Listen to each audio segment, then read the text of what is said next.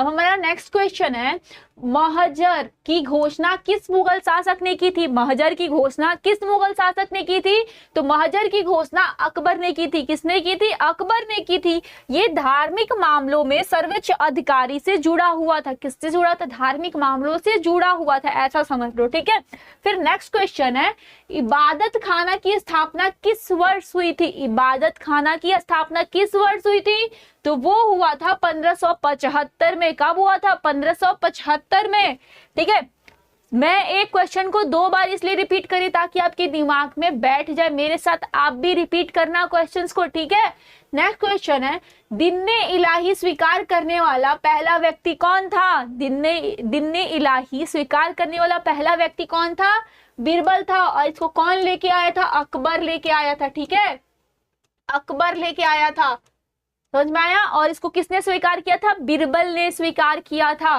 बीरबल हिंदू राजा ऐसा था जिसने इसको स्वीकार किया था, दिन्ने इलाही को। नेक्स्ट है, अकबर ने तीर्थ यात्रा कर कब समाप्त किया? अकबर ने तीर्थ यात्रा कर कब समाप्त किया?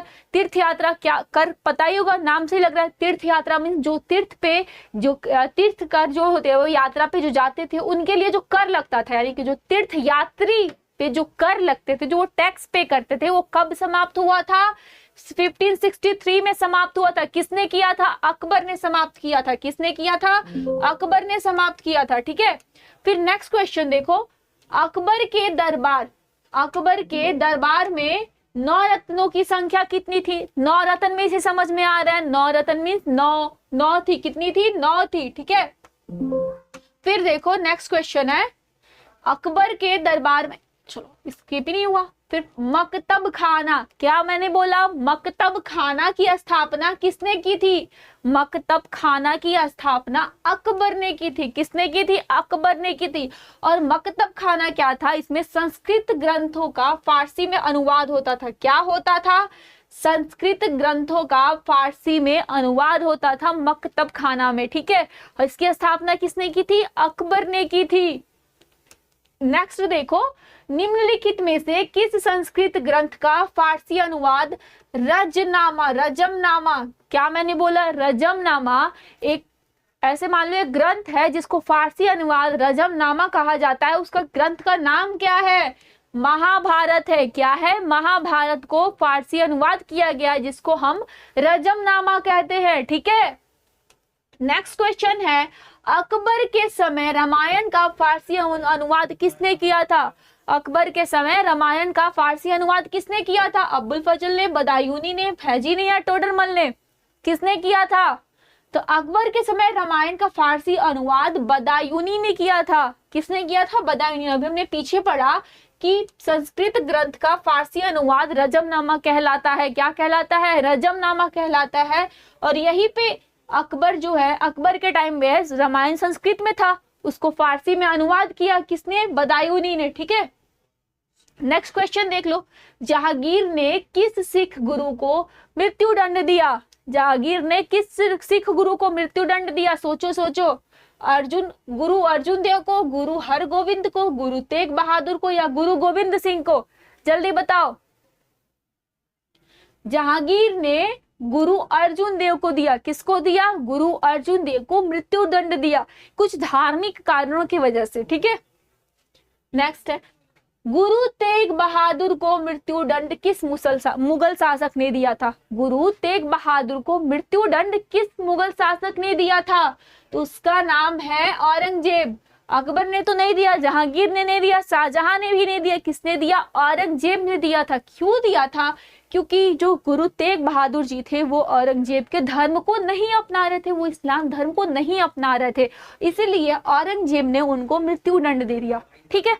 औरंगजेब कितना क्रूर था, कितना मतलब क्या बोलूं, क्रूर राजा था, ये आप देख रहे हो, ठीक है। जिंदा पीर, सुनते रहना। जिंदा पीर के नाम से कौन सा मुगल शासक जाना जाता है? अकबर जाना जाता है, जहांगीर, शाहजहां या औरंगजेब? सोचो सोचो। जिंदा पीर के नाम से कौन सा मुगल शासक जाना जाता है? जहां औरंगजेब जाना जाता है। कौन जाना जाता है? औरंगजेब को जिंदा पीर कहते हैं। जिंदा पीर मीन्स जिंदा दिल इंसान, जो बहुत ही दयावान हो, दयालु हो। कहीं से लगता है औरंगजेब जिंदा पीर है? पता नहीं किसने बोल दिया, कोई बात नहीं। नेक्स्ट है, शाहजहां के शासनकाल को किस नाम से जाना जाता है? शाहजहां के शासनकाल को किस नाम से जाना जाता है? तो शाहजहां के शासनकाल को चित्रकला का स्वर्णकाल, या स्थापत्य का स्वर्णकाल, या संगीत का स्वर्णकाल, या व्यापार का स्वर्णकाल? जल्दी जल्दी बताओ किसके नाम से जाना जाता है? शाहजहां के शासनकाल को स्थापत्य कला का स्वर्णकाल जाना जाता है, क्योंकि शाहजहां ने बहुत सारी इमारतों का, जैसे मोती मस्जिद देख लो, जमा मस्जिद देख लो, इन सारी चीजों का इसने निर्माण करवाया था। और चित्रकला का स्वर्णकाल किसको जानते हैं? ये जहांगीर के टाइम को जानते हैं। किसको जानते हैं? जहांगीर के टाइम पीरियड को, ठीक है, जहांगीर के शासनकाल को जानते हैं। शासनकाल समझ में आया? जहांगीर के शासनकाल को चित्रकला का स्वर्णकाल जानते हैं, और शाहजहां के शासनकाल को स्थापत्य कला का स्वर्णकाल जानते हैं, कहते हैं, ठीक है। नेक्स्ट क्वेश्चन है, मोती मस्जिद जो कि आगरा में है, मोती मस्जिद, आगरा वाला मोती मस्जिद जो है उसका निर्माण किसने किया था? तो शाहजहां ने किया था। किसने किया था? शाहजहां ने किया था, ठीक है। नेक्स्ट देखो, जम्मा मस्जिद जो कि दिल्ली में है का निर्माण किसने किया था? दिल्ली वाले जम्मा मस्जिद का निर्माण किसने किया था? जम्मा मस्जिद दिल्ली में है जिसका निर्माण किया था शाहजहां ने ही किया था। किसने किया था? शाहजहां ने किया था। शाहजहां का जो टाइम पीरियड था उसमें बहुत सारी इमारतों का निर्माण हुआ था, उसको जनता के लिए स्वर्ण काल, गोल्डन पीरियड कहा जाता है। शाहजहां के टाइम में ताजमहल बना, जमा मस्जिद बना, मोती मस्जिद बना, और सारी चीजों का उसने निर्माण करवाया था, ठीक है। देखो नेक्स्ट, ताजमहल का मुख्य वास्तुकार कौन माने जाते हैं? ताजमहल के मुख्य वास्तुकार कौन माने जाते हैं? सोचो, पहला है उस्ताद अहमद लाहौरी, उस्ताद ईसा, या मीरक गयास, या अब्दुल करीम। जल्दी जल्दी बताओ कौन माना जाता है ताजमहल का मुख्य वास्तुकार? कंफ्यूज मत होना, उस्ताद अहमद लाहौरी लाहौरी थे। कौन थे? उस्ताद अहमद लाहौरी थे, जो ताजमहल के वास्तुकार थे, आर्किटेक्ट थे, ठीक है। नेक्स्ट देखो, अकबर के समय भू राजस्व व्यवस्था किसके सहयोग से विकसित हुई थी? अकबर के समय भू राजस्व जो व्यवस्था थी वो किसके सहयोग से विकसित हुई थी? राजा टोडरमल, मानसिंह, बीरबल, या अब्बुल फजल? किसके सहयोग से विकसित हुई थी? तो वो हुई थी टोडरमल के। और ये सारे लोग, ये चारों क्या है? राजा 9 रत्नों में से हैं। ये 4 रत्न है अकबर के, ठीक है। समझ में आया? ठीक है। नेक्स्ट देखो, दहसाली प्रणाली, क्या मैंने बोला? दहसाली यानी कि दहसाला सिस्टम किससे संबंधित है? दहसाला सिस्टम किससे संबंधित है? सेना से है, न्याय से है, भूमि राजस्व या व्यापार से है?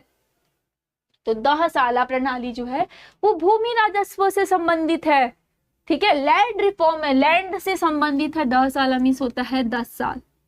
क्या होता है? 10 साल होता है, ठीक है। इसमें ऐसा कुछ रूल आया था कि 10 साल खेतों को देखा, 3 टाइप के इसमें खेत जो लैंड होते थे उनको देखा, तो कुछ जो बहुत उपजाऊ है, एक जो उपजाऊ है, एक जो बहुत ज्यादा उपजाऊ है, और एक जो बंजर है। ऐसे देखते थे, उपजाऊ वाला जो थोड़े कम उपजाऊ थे, और बंजर। इस टाइप के खेतों से रिलेटेड ये है दहसाला प्रणाली, और जो कि भूमि राजस्व से रिलेटेड, ठीक है। नेक्स्ट देखो, मुगल प्रशासन में सूबेदार किसका प्रमुख होता था? सूबेदार किसका हेड होता था? तो गांव का होता था, परगान का होता था, सूबा का होता था, या सरकार का होता था? सूबेदार, नाम से ही पता चल रहा होगा, सूबेदार लिखा है तो सूबा ही तो होगा। सूबा से, अब सूबा का हेड होता था सूबेदार, ठीक है। गांव का जैसे हेड होता है मुखिया, प्रधान, वैसे ही, ठीक है। नेक्स्ट है, फौजदार का मुख्य कार्य क्या था? जो फौजदार होते थे उनका मुख्य कार्य, उनका मतलब काम क्या होता था? कर वसूली का होता था, सेना और कानून व्यवस्था का होता था, न्याय देने का होता था, या धार्मिक कार्य का होता था? फौजदार, नाम से ही पता चल रहा होगा, फौज है। फौजी लोग किस में होते हैं? सेना वाले, सेना में भर्ती होते थे फौजी के, ठीक है। तो फौजदार है तो ये सेना और कानून व्यवस्था से रिलेटेड ही होगा। किससे? नाम से ही पता चल रहा होगा, फौजदार लिखा हुआ है तो ये सेना और कानून से रिलेटेड है। नेक्स्ट है, मुगल प्रशासन में दीवान का मुख्य कार्य क्या था? मुगल प्रशासन में जो दीवान होते थे उनका मेन काम क्या होता था? सैन्य प्रशासन का देखरेख, राजस्व और वित्त का, या फिर न्याय का, या फिर धार्मिक कार्य का? दीवान साहब, औहदा भी तो इतना ऊंचा होता है, दीवान साहब बोलते, दीवान साहब है भाई, दीवान साहब है, ठीक है। तो क्या होता था? राजस्व और वित्त मंत्रालय वो उनके अंडर में आते थे, वो उन सारी चीजों को वो संभालते थे, फाइनेंस मिनिस्टर हुआ करते थे, ठीक है।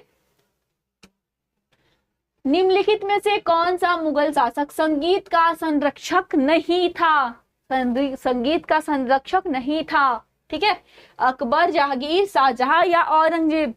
कौन नहीं था? तो औरंगजेब संगीत का संरक्षक नहीं था, ठीक है। नेक्स्ट है, आलमगीर की उपाधि किसने धारण की थी? आलमगीर की उपाधि किसने धारण की थी? अकबर ने, जहांगीर ने, औरंगजेब ने या बहादुर शाह ने? औरंगजेब ने आलमगीर की उपाधि धारण की थी। इसने इतनी सारी उपाधियां, इसने जिंदा पीर की भी उपाधि धारण की थी। औरंगजेब की कब्र कहाँ स्थित है? दिल्ली में है, आगरा में है, खुलदाबाद यानी कि जो महाराष्ट्र में है वहां है, या लाहौर में है? तो औरंगजेब की कब्र जो है वो खुलदाबाद यानी कि महाराष्ट्र में है, ठीक है। नेक्स्ट देखो, मराठा शासक शिवाजी का राज्य अभिषेक कब हुआ? मराठा शासक शिवाजी का राज्य अभिषेक कब हुआ? 1670, 1672, 1674 या 1676 में?